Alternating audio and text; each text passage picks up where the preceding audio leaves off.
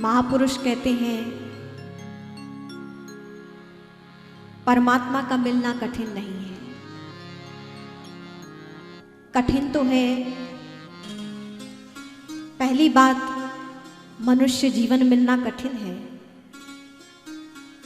और दूसरी बात किसी महापुरुष का मिलना कठिन है, और तीसरी बात मनुष्य भी आप बन गए, महापुरुष भी मिल गए, लेकिन उस परमात्मा तत्व को पाने की जिज्ञासा कठिन है।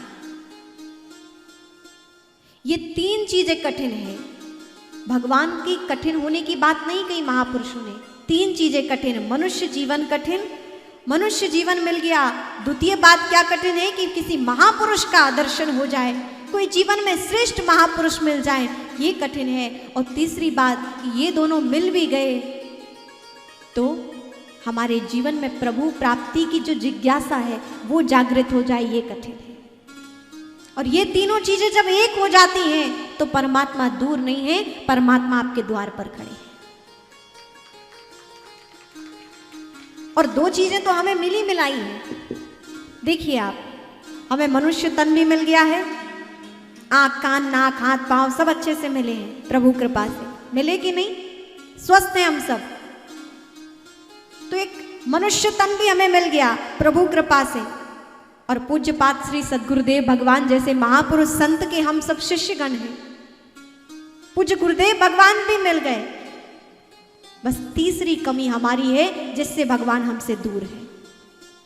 तीसरी कमी हमारे जीवन में है, वो क्या है कि प्रभु प्राप्ति की हमारे अंदर जिज्ञासा नहीं है। लोग कहेंगे हमारे अंदर तो है,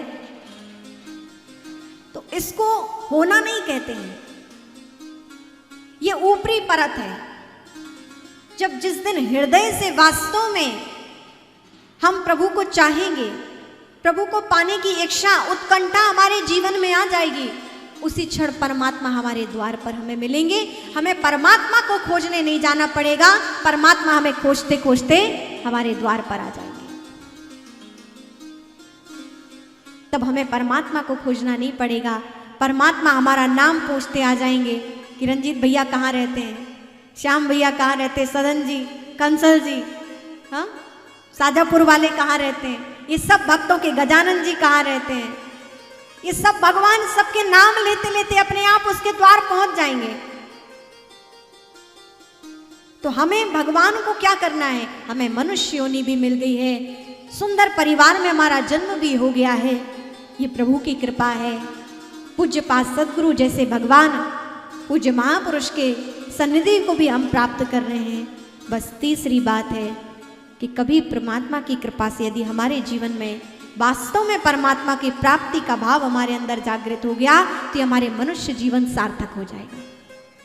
हम उस परम पद को प्राप्त कर लेंगे, उस मोक्षत्व पद को प्राप्त कर लेंगे, जिसके लिए महापुरुषों ने बहुत तपस्या के बाद पाया। वो गुरु कृपा से और इस इच्छा से हम सरलता से प्रभु को पालेंगे।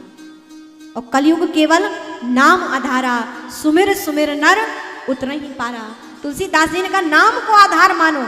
नाम क्या? गुरु नाम को, गुरु मंत्र को, प्रभु नाम को आप आधार मानो और उस आधार को लेकर चलिए, आपको प्रभु के साक्षात्कार हो जाएंगे।